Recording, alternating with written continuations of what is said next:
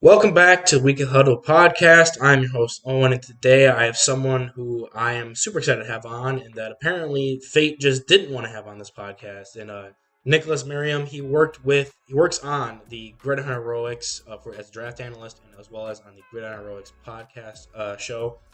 How you doing, Nick? How was the show today? I know you guys were recording earlier. It was good. Got to preview the Thursday night game, talking about some of the general manager jobs that we think have not done a great job. We talked about the Saints for a really long time, so that was fun. We did the good jobs. The teams that have done a good job 2 weeks ago, so we had to go into the opposite side, and we had some fun moments of just like, what are we doing here, which is always fun.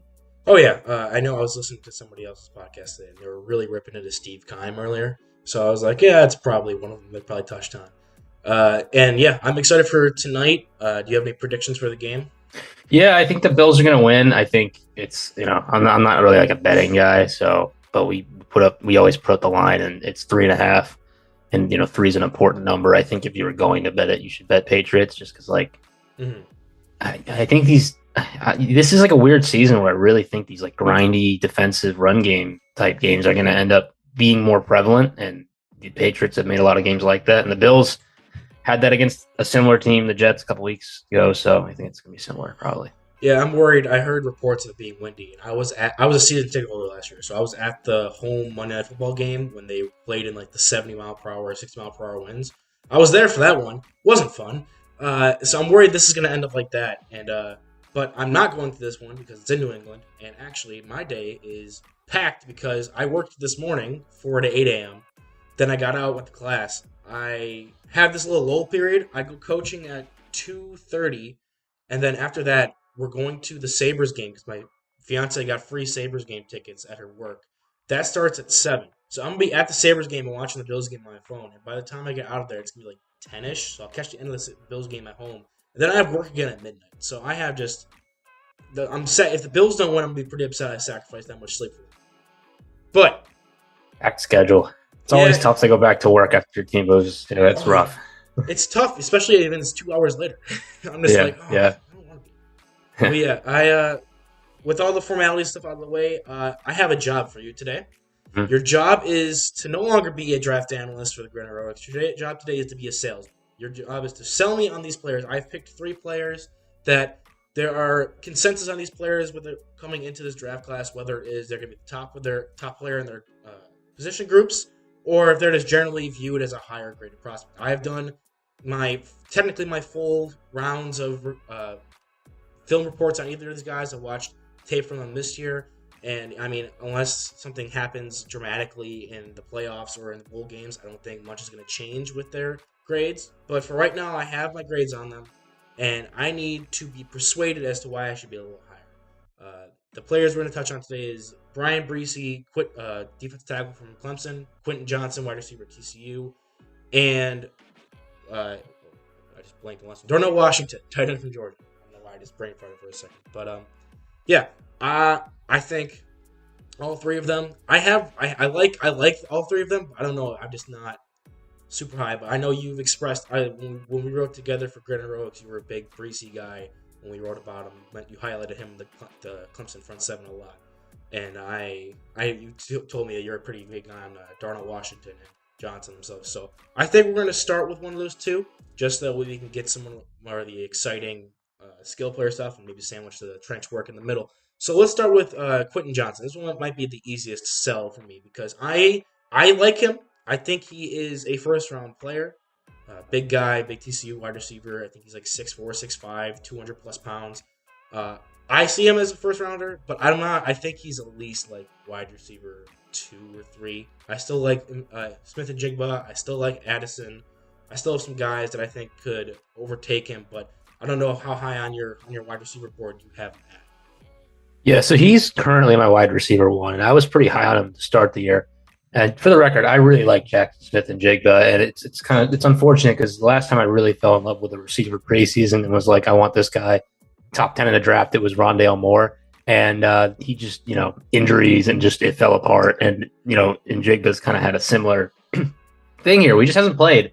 And unfortunately, it's going to hurt him because you kind of need to put some film on tape to really get drafted as high as possibly can. And I don't think he's going to test amazingly either. So, and unfortunately, as little important as that may be to like actually how a guy ends up playing in the NFL, it's going to matter in draft position. Johnston, I think, will test well, and that's ultimately going to be a big deal for him. But so I this is not my comp necessarily, but I think that like a guy you can compare his game to, in my opinion, is DeAndre Hopkins, because although he's not the physical receiver type of Hopkins to that extent, he has like the catch radius and the body control to make plays at the catch point that other receivers can't make that are not his size. He also kind of has this after the catch ability that is very physical and kind of like a running back, right? Like he's going to break tackles. He's going to throw a spin move at you every once in a while, stiff arms. A lot of receivers generally, when they're getting yards after the catch, it's more kind of the speedy quickness, making moves in space that help you gain those extra yards. Johnston is tough to bring down, quite frankly, and a guy that, you kind of want to get the ball in his hands, and you might see that more at the NFL level, that teams try to get the ball in his hands short, just because I do think he has that capability to add physicality and plus yardage after the catch. My big plus for him is I don't think there's anybody I've seen to his extent that has acceleration off the ball at the receiver position that he has. And it's not even like speed, and long speed that like burns you over the top. It's just that if you're going to play this guy 10 yards off the ball, all right, well, again, here's a guy that you can just throw a quick to and he's going to break a tackle, right? So you have to try and press him. And now you get this physical guy, maybe not the most physical, but he's big, right? And so it's tough to press him in the first place. And on top of that, if you are trying to trail him, he's going to have a chance to dust you in the first 10 yards. That first 10-yard split for him is impressive. And again, off ball, like if you're trying to, just let him come to you, it's going to be difficult to read whether he's going to, break down for a curl or go deep. So he's got kind of this very verticalness to his game that you don't really, like, I wouldn't call him like a deep threat specifically, although he's had a lot of production deep.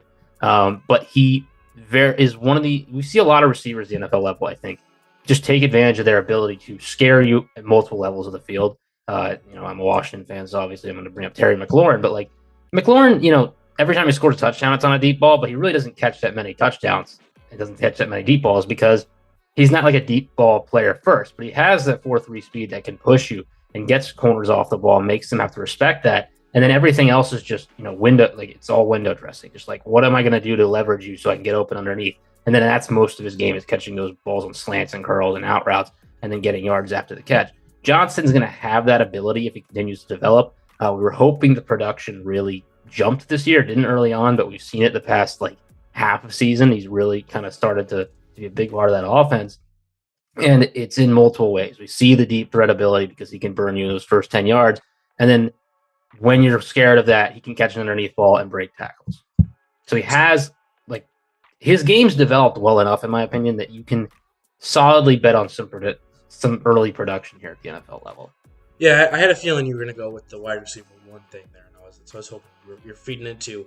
I definitely saw it when I watched him, was that even though I didn't give him like super high grades for his run after the catch ability, it was like it's not, because mostly you want to give those guys who can break it off and go 60 yards with speed or with make those jump cuts and stuff. But I still had to give him a reasonable grade in that, just because he played like he was a stacked up, like he was Derrick Henry. Like he was not this tall, kind of skinnier, leaner guy. He was able to stiff arm dudes and break tackles, and he ran angry.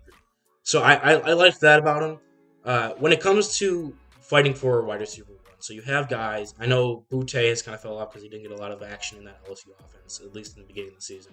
Smith and Jigma has been hurt, and then you have Addison, who was always going to be like that kind of a question mark dude with the size and ability.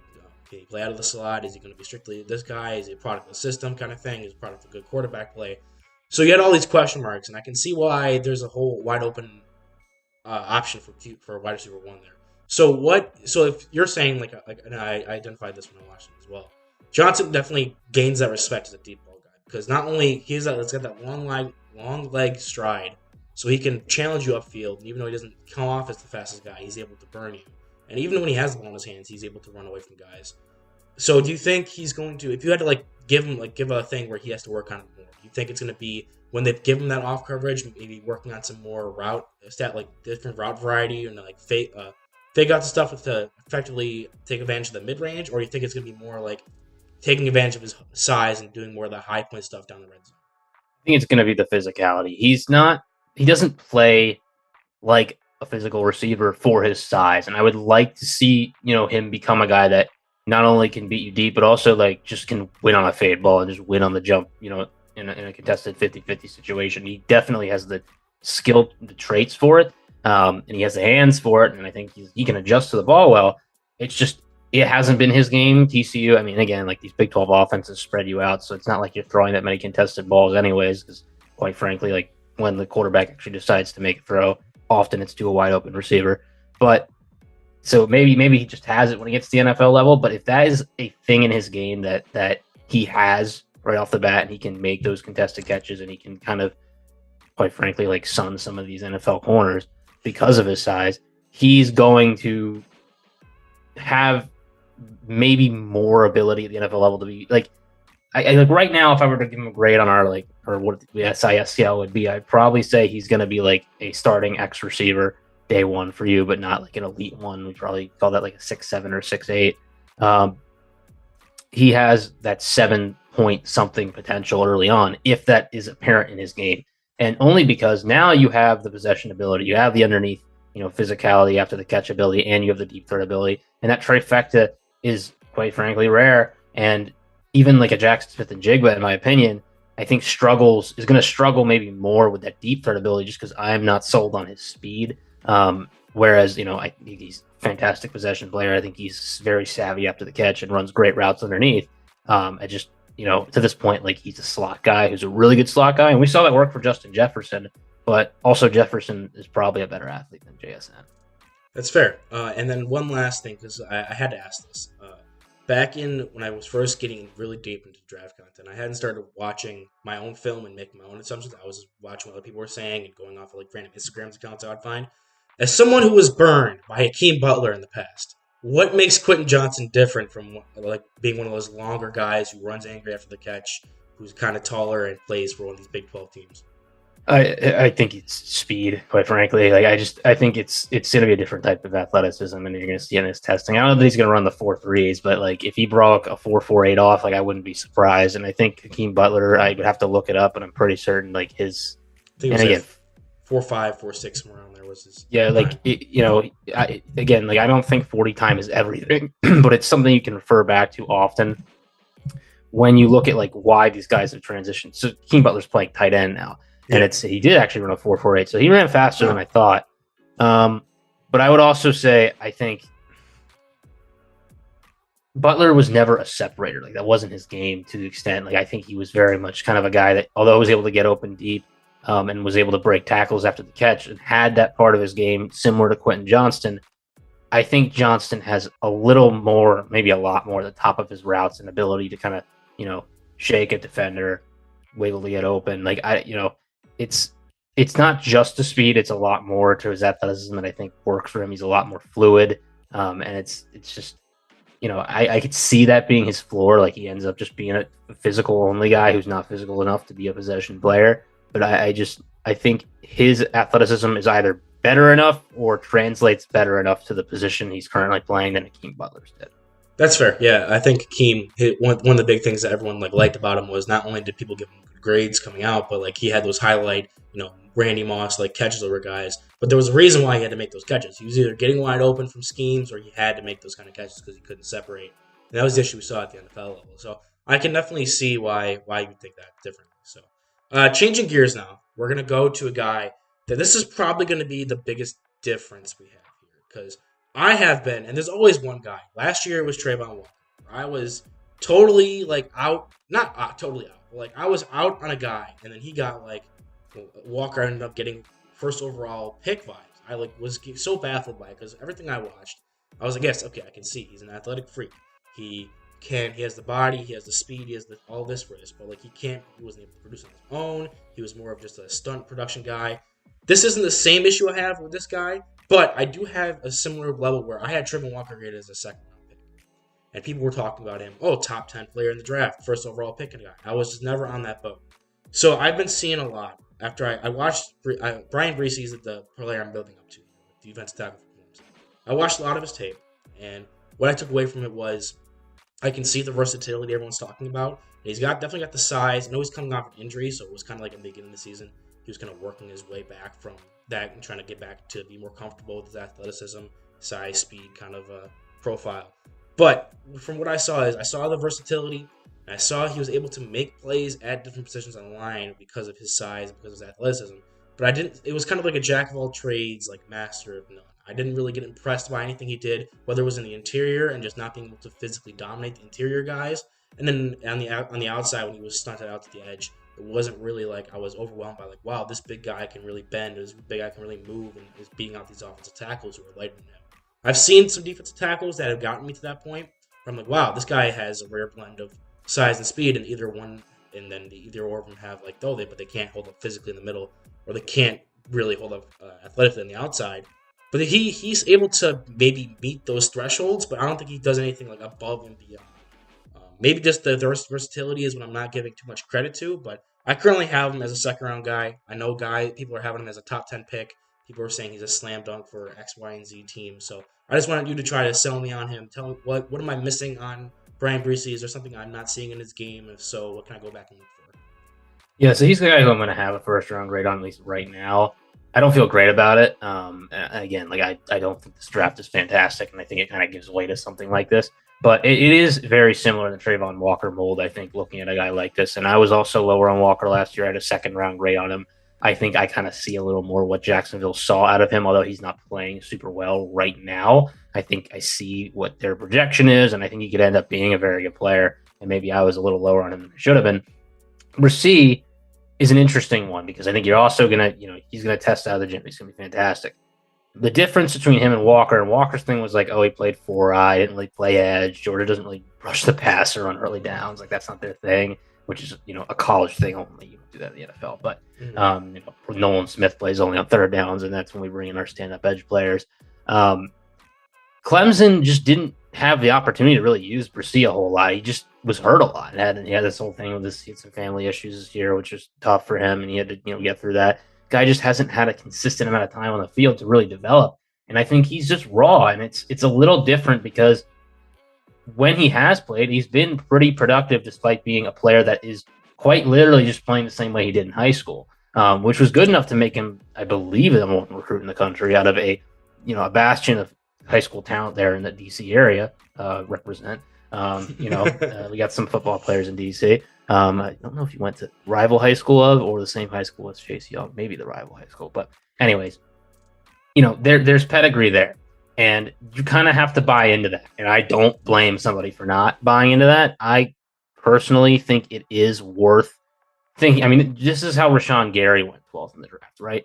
And this, unlike Rashawn Gary, I don't think this guy produced as highly. Now, that edge position is a position that, we can kind of build athletic parallels and be like, oh, if this guy is like this size, this length, has this type of athletic, form, he's probably going to be pretty good in the NFL if he can at least get off the ball and learn a couple pass rush moves. Bresee needs that as well. To this point, he kind of plays like a souped up Perion Winfrey. Like, he is just going whatever direction to try and get to the quarterback, and it's working to an extent. But, and I think you see flashes of bend, although it doesn't happen a whole lot. You see flashes of power, it doesn't happen a whole lot. He's not a disciplined run defender yet. These are all things that come from playing more, and he just hasn't. It's tough because he's probably going to go to the NFL, and he's probably like a guy who could benefit from another year in college.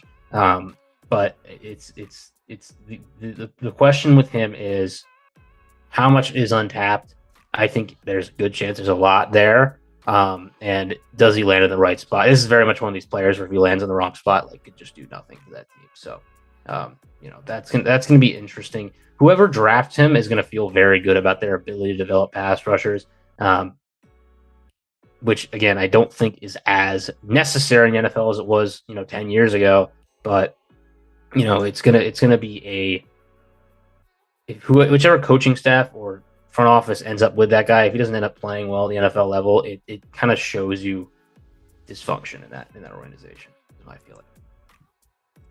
Yeah, I think it's a weird part is I think what's confusing me. So with the whole Trayvon Walker thing, I agree that there's a lot of parallels because yes, he was a 5-star athlete. I was just double checking on the Dynasty Index that I had him written out as a 5-star.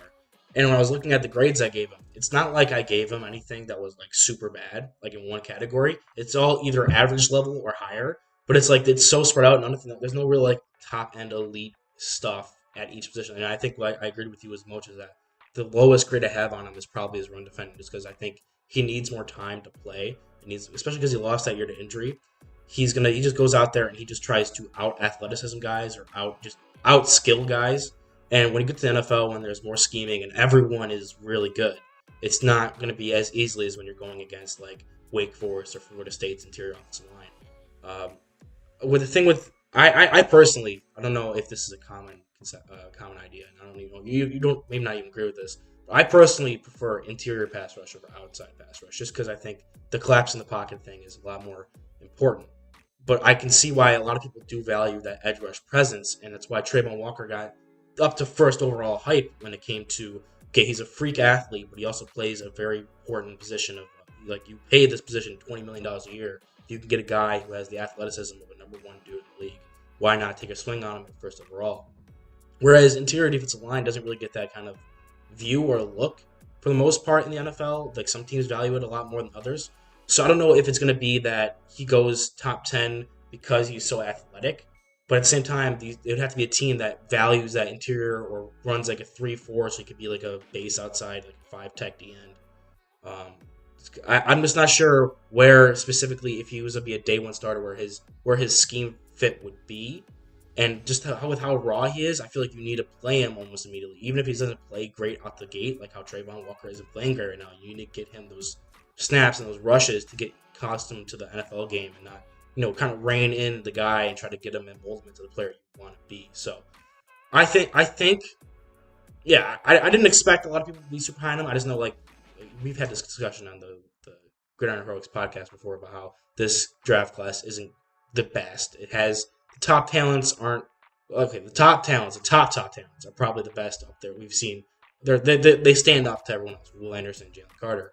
When it gets down to the mid round one guys, it starts getting murky. So, do you think there's a way, Bresee, whether it's the combine, if he tests out of his mind, or if in like a bowl game he shows out with like huge stats, if he does come out this year, is there some way he can propel himself to, like, in one game or one circuit or something like that, show like, hey, I'm worthy of being in the front of the pack of these kind of mid-level round one guys in this draft class? Oh, mid-level.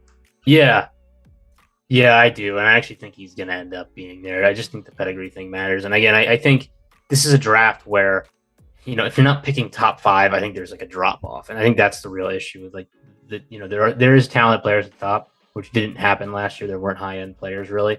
But once you get out of those top 5, like, I think picks 6 to around 30 are very similar in terms of skill talent. And he's probably going to be in that grouping, probably going to be used towards the top, just because the thing about pass rushers, both interior and exterior, is, I think we're better at scouting edge rushers, and it's why you see more of them go in the first round. And it's why that to this point, like, if you want to get a good edge rusher, you need to take them in the first round. Teams value that early because of how much you have to pay them. And you're going to see a lot of D linemen go this year because, just like last year, because there was a lot of question marks about this draft class. And it's just like, well, here's an athletic edge, might as well just take this guy. Here's an athletic interior player, might as well just take this guy.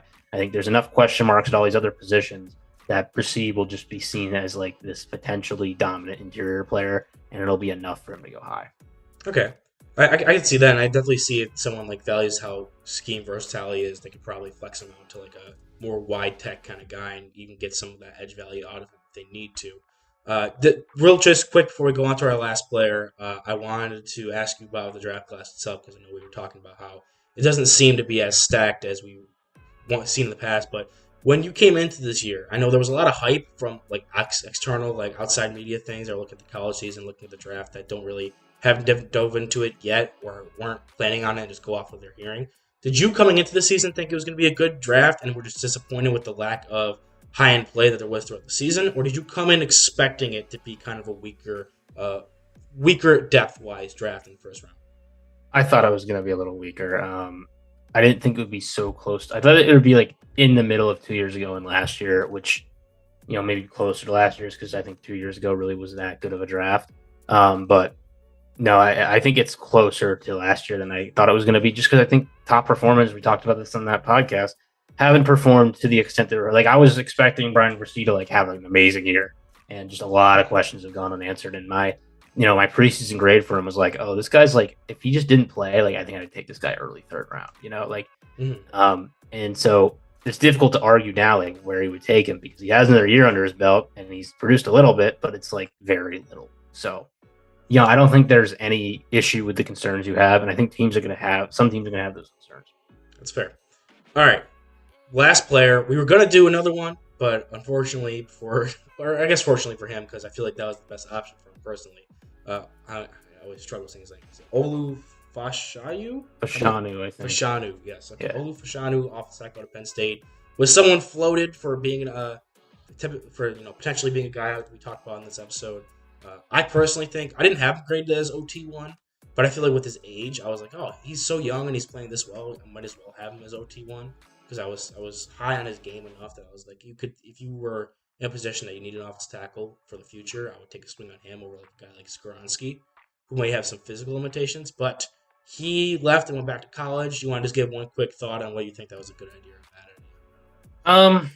Well, I think NIL makes it always a good idea now, but he's gonna be good. He was a little raw. I think he would have gone very high in this draft regardless. I would only be worried about injury with him. Like next year's tackle class is going to be absurd. The first 5 picks might just be all tackles and quarterbacks, which is crazy. But Joe Alt and JC, I forget his last name, are all going to be very high picks, and that he's, his only thing was he was a little raw in pass blocking, and another year at Penn State should fully smooth that out. He'll be a blue chip prospect at that point, in my opinion. All right. Perfect. I thought we'd be on the same page there. I think that another year will serve him well just because of how young he is. He can get better and probably fight for that number 1 OT pick, even if it is next year with a more deeper class. So we'll see how that goes. But our last player we're going to get in here is another guy that we've been talking about, dudes who have height, weight, speed, kind of athletic freak kind of guys. It's not going to stop here. Tight end Darnell Washington out of Georgia. I have him currently. Let me just double check my grade for him because I feel like I have him as a round 2, but I don't want to say that before fully committing to this whole topic we're doing. Yes, okay, so I have him as a round 2 player right now. He is, of all the players I've ever scouted, when looking at a dude and going into it, like, okay, he's going to be a guy that his size is going to be a prominent feature of his game. He's the first guy I've ever seen that's like, okay, I can noticeably see he's larger than every other person. Like, he looks bigger than offensive tackles, and he moves good. So, like, I can see the appeal to that. But at the same time, I looked at his stat sheet, and it was like, I understand he's behind Brock Bowers. They don't really they don't run a lot of 2 tight end stuff. If they do, they're throwing it to Bowers over him. But, like, he had so little, like, there was a bunch of games. There were 0 catches, 0 yards. I watched one of them, I think it was against Florida, but I also watched the games against, like, Missouri and stuff. He had some yardage. I can see the upside. He's definitely a blocker right away just from size alone. But I want you to try to sell me because I know Michael Mayer is probably cemented as maybe tight end, penciled in as tight end 1 right now. But can Darnell Washington push for that tight end 2's position, and should I be on the first round hype train with him? Well, I don't think either are first round picks, honestly, which is going to be, the whole thing. And I actually have Darnell Washington tight end 1, so that's going to be another interesting discussion when we really start getting into this draft, like where we have these guys. I think Mayer's blocking ability has been greatly overstated. I don't think he's NFL ready as a blocker, but pass catching does matter a little more. So I'd probably have even grades on these 2 players. And just for reference, I gave him a 6.7. This is one of these players I wrote a full scouting report for Sports Info Solutions, so I'm well versed in this guy. I gave him a 6.7, which is the same grade they gave Pat Freiermuth a couple of years back. So that's kind of where I view him. I think he's like a second roundish tight end. As a pass catcher, like, ceiling is interesting because he is just physically different, and every catch he makes in possession, like as a possession target, is just wild. Like it's just that is a basketball player going up and catching the ball. Like, you see these tight ends that were basketball players make. It's just he doesn't do it that often because I think he gets winded really quickly. Like, this guy has really, really long stride, but he's 270, and although he can move, like, it's like one run and he's got to come out. In hurry up situations, he's never on the field for Georgia. Like, they just don't use him because he can't do it. Where I think you do get a lot of value from him, and I think all these Shanahan offenses are going to be so into this guy. I think he could be, like, day one, the best blocking tight end in the NFL. His play strength, we give like 1 through 9 grades, and most of them end up being like 5 through 7. I give it an 8. I wanted to give him a 9 for play strength. He's just by far the strongest player on the field, pound for pound. And we're talking about a 270-pound player. That's just ridiculous. When you get this guy out on the perimeter and he's blocking corners, it's not a fair matchup.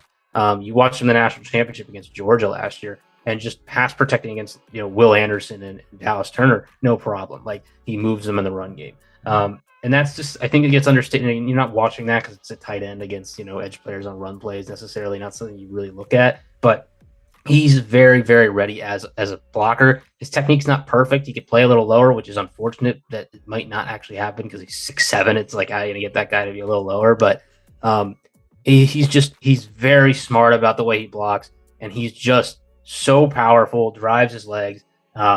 He's going to give you 2 yards on every play. Like, it's easy. It's easy. And that's what you look for when you look at blockers at the tight end position. If this guy's like moving defenders and it's not difficult, it's probably going to translate. He's an absolute menace. The one thing that really stood out to me is, like, whenever he gave up some leverage and maybe lost on a rep on a run play, he would make it so that he would lose the leverage away from the rushing lane.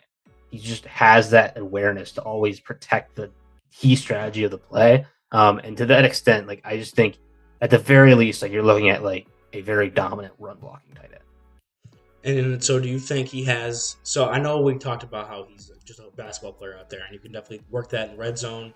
He's going to have some importance the entirety of his career as long as he's able to stay healthy when it comes to run blocking, because I agree his run blocking is high-end elite. There's no one, he's definitely the best in his class. I don't think I've seen a tight end that's been nearly as good. I had the same questions with the pad level and trying to get lower center of gravity kind of thing, but at the same time, it's like, you're not going to complain because he's 6'7", he's doing the best he can, and he's still doing what he can with the leverage he has.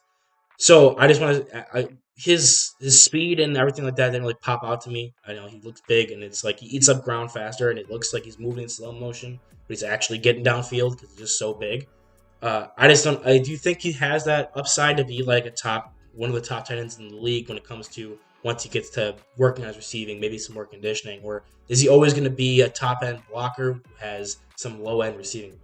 Well, I think he should lose some weight. And I think some people think his frame's not filled out in our company and had him as like a developmental tackle prospect and like put on some weight. I actually think he can lose some and then maybe move a little smoother, be able to stay in the game a little longer. And then maybe you give him more looks at pass. Like, so the comparison from is Jelani Woods, except for he plays in the SEC on a better team and is like actually producing.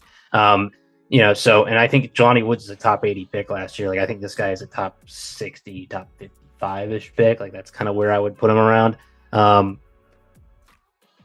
Again, there's a chance that he's not the highest producer as a pass catcher, and that's why I think this guy is not a first-round player. But I do think if somehow he figures it out and it clicks and he's like a good pass catcher, he's going to be dominant. And I don't know how high his ceiling is, but I think it would be unique. He'd be a unicorn. That's, you're not looking for unique players necessarily in the draft, but it's a unique factor to his game, whereas everything else is translatable, in my opinion. So I definitely, when I watched him, I was definitely thinking of Jelani Woods because I know he was kind of that guy last year where he was like the huge 6'6", 6'5" guy who was moving real well and tested really well and just looked kind of dominant when it got to like the pro or the senior circuit, stuff like that, or like the different bowl game stuff in the combine. He was that guy who got the buzz coming out. So I saw those parallels. I had Jelani Woods as I think like a 4th round guy because I wasn't really impressed with his production, especially at a lower level school in like Virginia. I wasn't either, to be honest with you, and I had him lower. I do think that there's a gap between these two. Yeah, I can. So that's what I'll say is I definitely think as a run blocker, he's definitely better. And like even though I had the same feeling watching both, where I was like I felt like they looked like they moved slower than they actually were moving. Like I can tell, like Jelani Woods, we knew he had the testing numbers that he was moving faster than he looked on tape, and I feel like the same thing's gonna happen with Darnell Washington. I do. I think so. So I think that'll be something that'll play in his favor. I definitely think he's going to be a high-end blocker. I don't know how much more he's going to get as a receiver outside of maybe being like if you got him like 5-6 touchdowns a season just being in the red zone because he's so huge. If you just line him out wide or have him leak out just because he's so big, then that's a successful season. If he had 5 touchdowns but only like 200 yards on the season, and you're a dominant running team, like you're the Atlanta Falcons or you're the Tennessee Titans, and you bring this guy in just to boost that running attack, I think you're not complaining about the production you're getting out of him as a receiver. So that's why I'm not fully sold on him. As like I've seen people will draft Michael Mayer to the Chargers in the first round, and then they'll have Darnell Washington go like 10 picks later, like in the late 20s, and I'm like, I don't know about the first round for him. So I definitely think he can push for tight end 1, because I know Michael Mayer, the conversation with him is he's a good receiver, but how good is his athletic profile really? How good is his pro blocking really? You have to dive in and dissect it to be able to really determine if he's really going to be living up to hype everyone's been giving him since he was like a freshman. But Darnell Washington has that physicality, has the athleticism. It's just what's his ceiling as a pass catcher, and what do you value more as a tight end prospect? So I can see me getting to the tight end 1 with him. I don't think it's going to be right now. I have to redo Michael Mayer just to see if I have him above or below, and then I'll maybe do the parallels then. But yeah, I think you made a compelling case for him, especially because if you're the way the league's going, it's either you're like a spread out passive offense, or you're either going back to pounding the rock kind of thing, because they know these defenses are getting smaller. So he definitely has a position, and he's probably going to be a round 2 pick in the NFL, as opposed to Jelani, who was more of I think he was a 3rd rounder. Yeah, he was an early 3rd. Yeah. So yeah, good. I would say I think Michael Mayer is going to end up being a 1st round. I don't agree with it, but I think he will. I think it's a pedigree thing. I think it's the same thing with Bryan Bresee. Michael Mayer's been a name for a while. He was a high recruit. He went to Notre Dame. He kind of produced early in his career. I just think either he hasn't developed the way he should, in my opinion. I think he's going to end up going pretty early in the draft because of it. Yeah, and he still showed off that receiving. Even I don't know. I stopped paying attention to Notre Dame as a school, as a team in general at the end of the season there, but I know for the first few weeks he was still like 50% of their passing offense. So he was still carrying the passing offense, had those receiving yards. So we'll see if he's able to keep up the momentum, when it comes to like athletic training and stuff like that, or athletic testing, to see if that's not a big enough question mark for him. But go ahead. He's weirdly like, they're both kind of. It's hard to say which one's safer and which one's a bigger risk, in my opinion, because I think you have the high floor of Washington's blocking ability, but I don't know if he's going to be anything as a pass catcher, whereas if he is, it's awesome. And then with Mayer, I think the projection is probably he's going to end up being like a starting tight end at some point. How good, I don't know. He is clearly a very good athlete, but he's a raw athlete. He just looks like he doesn't know how to move quite yet. He's like a baby deer trying to figure out their legs. He just kind of, it's a little off still. And I don't know, maybe that's just more football. He's got to play more, but he's he leans into all of his movements. He looks like his head's working a little faster than his feet, and he's stumbling around sometimes. And it's interesting. I think they both have tremendous ceilings. Washington has the basketball player background thing, and you see it in his game. Again, I talk about the jump ball thing, but also the top of routes. He'll give you a little shake at the top of routes. I don't really think they're that different in terms of that. I will say I think Mayer's savviness in terms of kind of using his hands to leverage routes correctly and finding space is what separates him right now. Yeah, I definitely don't think there's a conversation when it comes to who's the better receiver right now. I don't, and there's not a conversation for who's the better blocker right now. It's just going to be which one do you put more value in, and which one do you think is going to be able to figure out the other side of that game. Is Mayer going to be one of those guys where every year it's tight ends always struggle to, rookie tight ends always struggle to convert their blocking from college to the pros, regardless of how good they were sometimes in college, just because it's a different ball game out there. So is he going to be caught up in that, and it's going to be kind of a situation where he's not going to be able to see the field because he can't block whatsoever? Or is he going to be able to figure that out? And is Darnell Washington going to be able to find a niche role where he's able to work on his receiving game while also being a dominant blocker consistently on downs? So yeah, I think that's an interesting conversation. That's going to be our last player. So thanks for coming on. I think looking back at the 3, I'm not sure. You probably sold me a little more on Quinton Johnston as wide receiver 1, because I'm just looking for that guy who's height, weight, speed. I'll have to go back and see if Smith and Jigba comes back for the bowl game, or if he goes back for another season. Then we're gonna have to have the conversation at a different time. Addison, we pretty much know what he is as a receiver at this point, so I feel like grade-wise, I think they're pretty similar for me. I think they're almost the exact same, but I feel like I'd probably lean towards Johnson now after I've talked to you about him.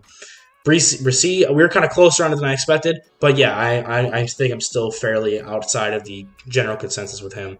But Darnell Washington, I can definitely see. You've talked me into seeing if I can make him see if I can fit him into the tight end one conversation because I'm not too crazy about any of the tight ends this year as a whole, whereas people were talking about how good this tight end class is going to be. Yeah, it's got depth, but I feel like that number one spot is wide open. And whereas people were trying to fill Jelani Woods into tight end one last year because of his testing, I feel like Darnell Washington is that guy who can actually fit into there. So I think you did a good job. And then so maybe we'll have you come on and then closer to the draft and try to sell me on some other guys once I get more film done. Or maybe we'll do it the other way around. We'll see. But this was fun. I enjoyed it. If you have any last words, go ahead. Yeah, no, I appreciate coming on. This is a long process, so I'm sure you'll be all in on it for the whole year and doing a lot, and I'm working on stuff as well, and there will be more to learn as we go forward. Oh yeah, especially once I know we don't. People who just watch the tape and stuff and make their decisions off of that don't really put a lot of stock into the combine. But once that rolls around and those storylines start coming out where guy X becomes, the talk of the town and starts wanting to be put into the first round, and we're like, whoa, did you see how he played at college though? Then we'll be able to have more conversations with that kind of stuff. So I think that'll be fun. Do you want to plug whatever your social media stuff is and all that stuff?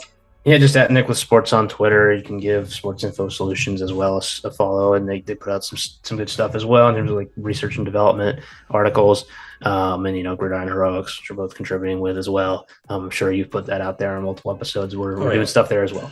Yep, Gridiron Heroics, definitely check that out. But yeah, outside of that, I think that'll be it for this episode, and we'll catch you guys later.